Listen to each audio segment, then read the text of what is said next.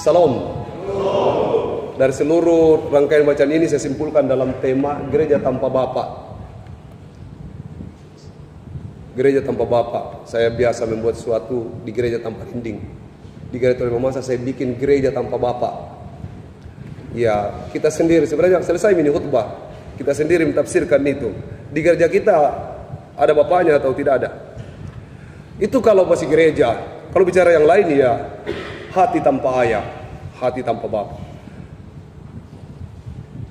Patriarkal itu konsep yang tidak sudah mendarah daging dalam kehidupan orang Yahudi. Juga dalam kehidupan orang Mamasa, orang Toraja, dan banyak suku di Indonesia. Sehingga dengan demikian, genogram itu tidak bisa putus. Seorang anak harus lihat bapaknya. Dan pasti 80% seorang anak mengcopy paste apa yang bapaknya lakukan. Gereja tanpa Bapa. Kehilangan Bapa di bumi akan membuat orang kehilangan Bapa di sorga. Kenapa demikian? Paterplesis itu dialami oleh banyak orang sekarang. Ada banyak anak-anak. Saya tidak bicara istri, saya cenderung kepada anak. Karena itu generasi. Ada banyak anak-anak yang kehilangan cinta dari seorang ayah. Dan itu mungkin ada di sini. Tidak banyak kita dibesarkan dalam cinta seorang ayah. Sebenarnya kita bisa saja kehilangan kasih Bapa di surga. Sebab ayah atau Bapa adalah manifestasi kehadiran Bapa di surga. Bapa di surga penuh kasih. Ayah di bumi tidak penuh dengan kasih. Bapa di surga begitu mengasihi. Bapa di bumi begitu seperti seram, begitu seram, bukan setan. Begitu seram. Bapa di sorga melindungi, itu janjinya kan. Bapa di bumi menghabisi anak kandungnya sendiri. Bapa di sorga berjanji tentang semua yang begitu indah. Bapa di bumi tidak pernah menceritakan hal-hal indah terhadap anak-anaknya. Bagaimana mungkin tidak lost? Bagaimana mungkin dia mengenal Bapa di sorga kalau Bapa di bumi tidak menceritakan cinta dan kasih sayang Bapa di sorga. Hai bapak-bapak, jangan sakiti hati anakmu. Bapa di sorga itu mengasihi anak-anaknya tanpa syarat. Bapa di bumi mengasihi dengan beribu-ribu syarat. Kalau kau naik kelas, aku bapakmu. Kalau kau juara nyanyi di, ya mungkin begitu, aku bapakmu. Tapi kalau kau dipukul orang di pasar, tidak tahu siapa anak itu. Itu kan sekarang. Tidak banyak bapak yang kemudian merangkul anaknya ketika dia jatuh. Saya pernah bilang di suatu tempat di mana begitu banyak pemuda yang minum. Dan dia katakan ke saya, pendeta, anak-anak di sini susah sekali, tidak bisa dirubah. Saya bilang mulai hari ini Pak, Ibu, rubah cara tak. Bukan anak yang berubah, kita yang berubah. Bagaimana caranya? Kalau dia datang mabuk, sambut dia dan berkata, anakku masuk. Dari tadi mama tunggu. Kau anakku. Sekalipun pekerjaanmu mabuk setiap hari, tidak ada yang kuharapkan. Engkau masa depan kami, engkau masa depan keluarga. Jangan bilang keluar. Kau bukan anakku lagi. Maka dia akan datang dalam kondisi yang sama. Tapi katakan kepadanya, sini anakku, malam ini kau mabuk. Tapi saya tahu besok, karena cinta ibu, cinta bapak melekat pada dirimu. Mulai besok, saya tahu mungkin kau mabuk, tapi tidak akan sama lagi hari ini. Percaya, besok dia akan berubah. Anjing saja, kalau dia dirawat dengan baik, satu hari nanti dia akan mencilat dan ekornya bergoyang-goyang. Didik dalam ajaran dan nasihat Tuhan. Ada banyak orang mendidik, tapi cara mendidik berbeda. Bapak dulu waktu masih muda, kau bagaimana? Oh, itu bukan ajaran Tuhan, itu ajaran Bapak. Harus dibedakan itu, mana ajaran Tuhan dan mana ajaran Bapak. Bapak dulu waktu masih muda, Bapak dulu waktu masih muda itu sudah lewat. Sekarang kita bicara tentang Bapak yang sekarang. Saya tidak pernah melihat Bapak waktu muda, waktu pacaran, tapi saya tahu Bapak sekarang. Bapak tidak cinta Mama. Kenapa? Karena setiap hari Mama dimarahi. Kalau Bapak bilang Bapak sangat hebat sekali dan gini. Sekarang yang saya lihat, toh begitu. kasih yang mengubah.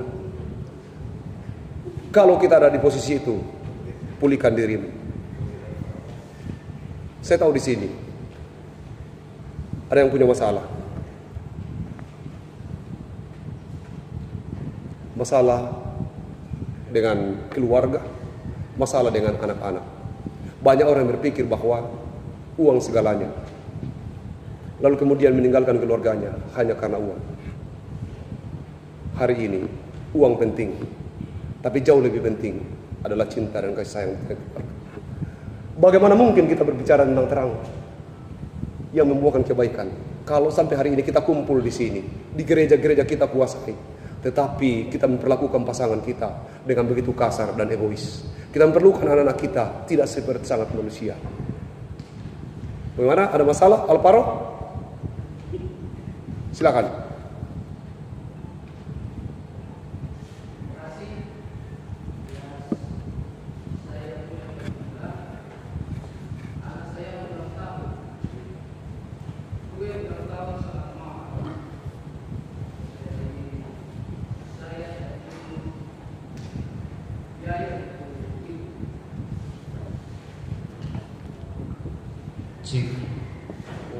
Ya, terima kasih. Saya ulangi, saya punya pergumulan, anak saya mau ulang tahun, tapi kue ulang tahun sangat mahal, jadi saya tidak cukup dana untuk itu. Sini. Terima kasih. Sini.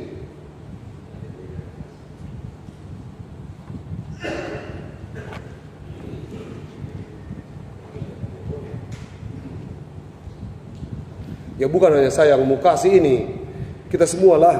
Kalau kita punya perhatian yang sama toh, anaknya anak kita juga, toh gitu. Persoalannya kita lebih berpikir bahwa anakmu urus sendiri toh. Harusnya kita berpikir begitu. Baik, percaya ke Tuhan bahwa Tuhan itu baik. Bapa di surga baik toh. Ini tisu, yakini saja bisa untuk selesaikan masalah Anda. Kalau sekedar melihat tisu, saya tidak percaya. Tetapi karena dikasih oleh seorang hamba Tuhan dan demi keyakinan saya percaya bahwa itu bisa saya gunakan. Hebat kali, bisa-bisa Anda percaya. Terima kasih. Stop, bos. Buka dulu tisunya.